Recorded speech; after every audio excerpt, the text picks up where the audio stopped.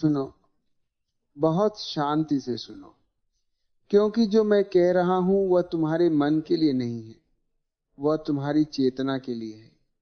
मन को इसमें रस नहीं आएगा, क्योंकि मन हमेशा बाहर की बातें सुनना चाहता है, सफलता, पैसा, पद, सम्मान।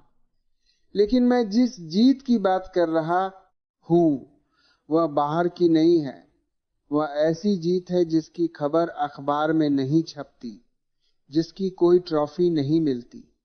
लेकिन अगर वह जीत घट जाए तो फिर जीवन में हार नाम की कोई चीज बचती ही नहीं।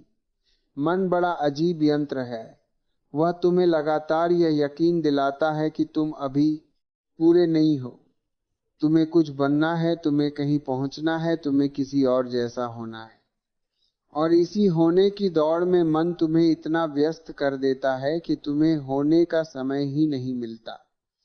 तुम जी नहीं रहे, तुम तैयारी कर रहे हो, और तैयारी करते करते मृत्यु आ जाती है।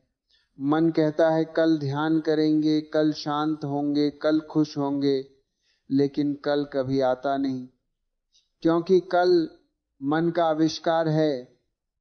अस्तित्व में सिर्फ अभी है, लेकिन अभी में मन मर जाता है। इसलिए मन तुम्हें अभी में कभी टिकने नहीं देता। वह या तो स्मृति बनकर अतीत में ले जाता है, या कल्पना बनकर भविष्य में धकेल देता है। और तुम सोचते हो यही जीवन है। नहीं, ये जीवन नहीं है, ये मन का जाल है। मन को जीतने का अर्थ ये नहीं कि तुम उससे लड़ो, क्योंकि जो तुम लड़ते हो वह और मजबूत हो जाता है, और मन तो लड़ाई से ही ताकत पाता है। जब तुम कहते हो मुझे गुस्सा नहीं करना चाहिए, तब गुस्सा और सूक्ष्म रूप में भीतर बैठ जाता है। जब तुम कहते हो मुझे डर नहीं होना चाहिए, तब डर मुखौटा बदल लेता है। मन को जीतने का अर्थ यह भी नहीं कि तुम उसे दबाओ, क्योंकि जो जो दबाया जाता है वह जहर बन जाता है, और वही जहर किसी दिन बीमारी बनकर शरीर में या हिंसा बनकर व्यवहार में फूट पड़ता है। मन को जीतने का एक ही सरल सूत्र है, लेकिन मन उसे स्वीकार नहीं करेगा, क्योंकि वह बहुत सरल है। सूत्र यह है, मन को देखो, बस देखो, बिना जज किए, बिना बदले, बिना सुधार किए। जैसे तुम आकाश में बादलों को देखते हो, वैसे ही अपने विचारों को देखो। बादल अच्छे नहीं होते, बुरे नहीं होते, वे बस आते हैं और चले जाते हैं। आकाश उनसे अछूता रहता है। तुम वही आकाश हो, लेकिन तुमने खुद को बादल मान लिया है। इसलिए तुम परेशान हो, इसलिए तुम दुखी हो, इसलिए तुम हारते चले जाते हो। तुम बाहर की दुनिया में नहीं हार रहे, तुम अपने ही मन की पहचान की गलती में हार रहे हो। कोई तुम्हें अपमानित करता है और तुम्हें दुख होता है। सच में दुख उस आदमी ने नहीं दिया, दुख मन ने दिया, क्योंकि मन ने तुरंत कहा, देखो उसने तुम्हारा अपमान किया, अब बदला लो या उदास हो जाओ। अगर उसी क्षण तुम मन को देख सको और कह सको अच्छा यह मन का विचार है, तो तुम पाओगे कि भीतर एक दूरी बन जाती है, और उसी दूरी में स्वतंत्रता है। वही दूरी विजय है। लोग मुझसे पूछते हैं मन को कैसे नियंत्रित करें। मैं उनसे कहता हूं मन को नियंत्रित मत करो, मन को समझो, क्योंकि नियंत्रण में हिंसा है और समझ में करुणा है, और करुणा के सामने मन टिक नहीं पाता। तुमने देखा होगा, जब तुम किसी बच्चे को प्यार से देखते हो तो वह अपने आप शांत हो जाता है। मन भी वही बच्चा है जिसे तुमने कभी देखा ही नहीं। तुम हमेशा उसे या तो डांटते रहे या उससे डरते रहे। पहली बार उसे देखो ध्यान से, बिना कुछ किए, और पहली बार तुम्हें पता चलेगा कि मन इतना शक्तिशाली नहीं है जितना तुमने मान लिया था। उसकी शक्ति तुम्हारी बेहोशी से आती है। तुम्हारी जागरूकता आते ही वह शक्ति गिरने लगती है। जैसे अंधेरे में रस्सी सांप लगती है और रोशनी में वही रस्सी सिर्फ रस्सी रह जाती है। सांप कभी था ही नहीं, तुम्हारा डर ही सांप था। वैसे ही मन की समस्याएं भी वास्तविक नहीं है, वे तुम्हारी अज्ञानता की परछाइयां हैं। ध्यान रखना, मन तुम्हारा शत्रु नहीं है, लेकिन मालिक भी नहीं है। समस्या तब पैदा होती है जब नौकर सिंहासन पर बैठ जाए और राजा दरवाजे पर खड़ा हो। मन एक सुंदर उपकरण है, लेकिन तुम उपकरण बन गए हो। तुम अपने ही विचारों के गुलाम बन गए हो। सुबह उठते ही मन बोलना शुरू कर देता है, आज यह करना है, वह करना है, यह डर है, वह चिंता है, और तुम बिना सवाल किए उसकी हर बात मान लेते हो। यही गुलामी है और यही हार है। जीत उस दिन शुरू होती है जिस दिन तुम पहली बार मन की बात सुनकर कहते हो, अच्छा ये एक विचार है, मैं इसे देख रहा हूं। उसी क्षण तुम विचार से अलग हो जाते हो, और जो अलग हो गया वही स्वामी है, वही विजेता है। दुनिया की सारी जीतें अस्थाई हैं। आज जो जीता है कल हार जाएगा, लेकिन जो मन को देखना सीख गया वह कभी नहीं हारता, क्योंकि उसके पास खोने के लिए कुछ नहीं रहता। लोग कहते हैं हम बहुत कमजोर हैं। मैं कहता हूं तुम कमजोर नहीं हो, तुम सोए हुए हो, और सोए हुए व्यक्ति को सपने में हार जीत दोनों असली लगते हैं। जागो और देखो कि तुम हमेशा से मुक्त थे। मन तुम्हें बताता है तुम अधूरे हो, क्योंकि अगर तुम पूर्ण हो गए तो मन का व्यापार बंद हो जाएगा। मन तुम्हें समस्याएं देता है ताकि वह जिंदा रह सके। इसलिए जब एक समस्या हल होती है तो मन तुरंत दूसरी समस्या पैदा कर देता है। तुम सोचते हो जीवन बहुत कठिन है। नहीं, जीवन सरल है, मन जटिल है।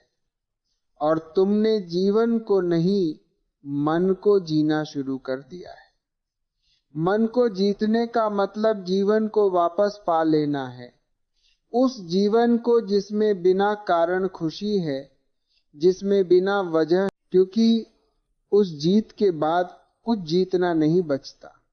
तुम जो हो वही पर्याप्त लगने लगता है, और जो पर्याप्त हो गया उसके लिए संसार अपना आकर्षण खो देता है। वह संसार में रहता है, लेकिन संसार उसका मालिक नहीं रहता। वही सच्ची मुक्ति है, वही सच्ची विजय है, और ये विजय कहीं बाहर नहीं घटेगी। ये इसी क्षण घट सकती है अगर तुम अभी अपने मन को देख सको, बस देख सको, बिना कुछ बदले, बिना कुछ पाने की इच्छा के। क्योंकि पाने की इच्छा भी मन की ही चाल है। शांति पाने की इच्छा भी अशांति है, जीतने की इच्छा भी हार है।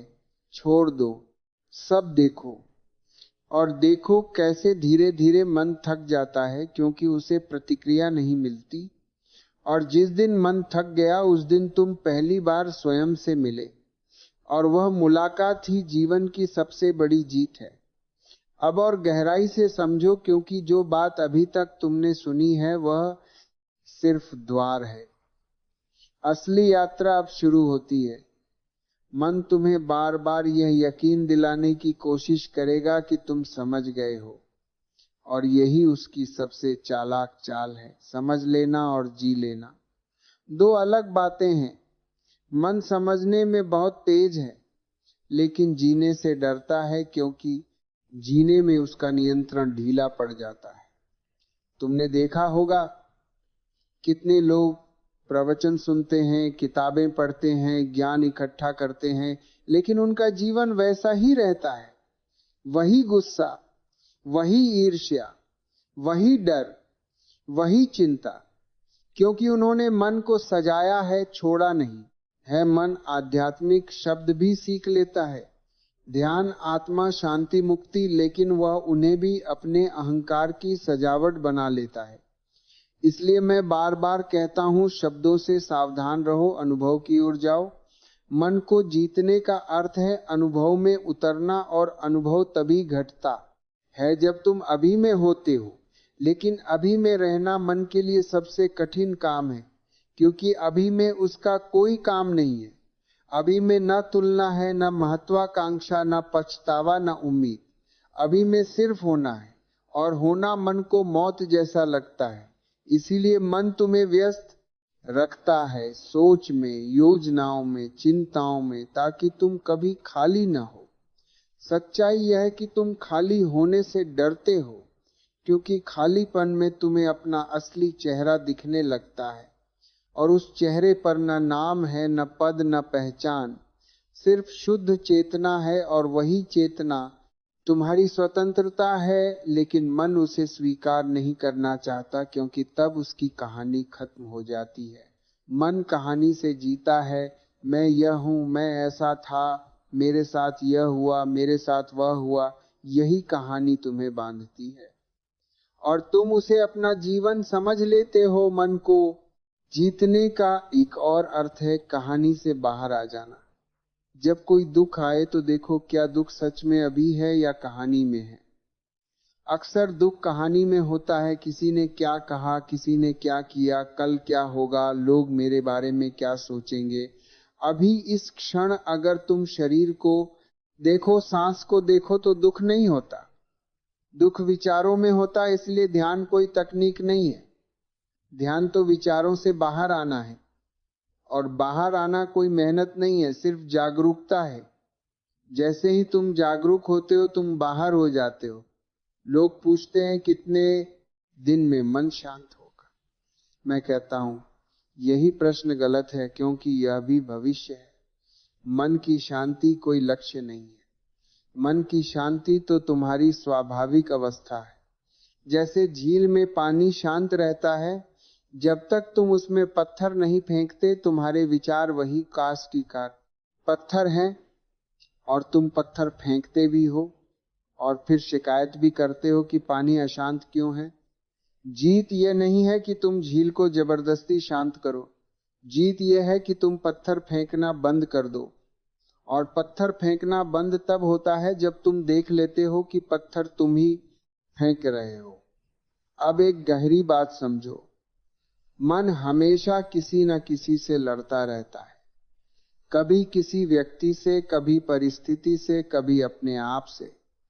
लेकिन लड़ाई का मूल स्रोत यही है कि मन जीवन को जैसा है वैसा स्वीकार नहीं करता। वह कहता है ऐसा नहीं होना चाहिए, ऐसा होना चाहिए, और उसी नहीं होना चाहिए में सारा तनाव पैदा होता है। जीवन बह रहा है, लेकिन मन तैरना नहीं चाहता, वह नदी को नियंत्रित करना चाहता है, और नदी को नियंत्रित करते करते वह थक जाता है। मन को जीतने का अर्थ है जीवन के साथ बहना, समर्पण। लेकिन समर्पण का मतलब हार नहीं है। समर्पण का मतलब है समझ जाना कि मैं नदी नहीं हूं, मैं तैराक हूं, और नदी मुझसे बड़ी है। जब ये समझ आती है तब अहंकार ढीला पड़ता है, और अहंकार ढीला पड़ते ही मन का शोर कम हो जाता है। लोग सोचते हैं अहंकार को मारना पड़ेगा। नहीं, अहंकार को मारने की जरूरत नहीं है। अहंकार अज्ञान का परिणाम है। जैसे ही समझ आती है, अहंकार अपने आप गिर जाता है। तुम उसे पकड़कर नहीं गिराते, वह अपने आप छूट जाता है। इसलिए मैं कहता हूं, कोशिश मत करो, जागो। मन को जीतने की कोशिश भी मन की ही चाल है, क्योंकि कोशिश मैं भी करता है, मैं जीतूंगा, मैं करूंगा, और यही मैं समस्या है। असली जीत तब घटती है जब करता ही गिर जाता है और सिर्फ साक्षी बचता है। साक्षी जो देखता है, करता नहीं, जो जानता है, हस्तक्षेप नहीं करता। और साक्षी की अवस्था में मन अपना खेल नहीं चला पाता, क्योंकि खेल के लिए खिलाड़ी चाहिए, और साक्षी खिलाड़ी नहीं होता, वह दर्शक होता है। और जब तुम दर्शक बन जाते हो, तब जीवन एक नाटक बन जाता है, सुंदर भी, दुखद भी। लेकिन तुम उसमें डूबते नहीं हो, तुम उसे देखते हो, और देखने में आनंद है, एक गहरी शांति है। यही वह शांति है जिसे बुद्ध ने निर्वाण कहा, जिसे महावीर ने कैवल्य कहा, जिसे सूफियों ने फना कहा। नाम अलग है, अनुभव एक है, और वह अनुभव यह है कि मन अब मालिक नहीं रहा। मन सेवक बन गया, जरूरत पड़ने पर इस्तेमाल किया और बाकी समय विश्राम में रखा हुआ। जैसे तलवार म्यान में होती है उपयोगी, लेकिन हर समय हाथ में नहीं। यही संतुलन है, यही जीत है। और इस जीत के बाद तुम्हारा जीवन साधारण दिखेगा, लेकिन भीतर से वह असाधारण होगा। तुम काम करोगे, लेकिन काम तुम्हें नहीं करेगा।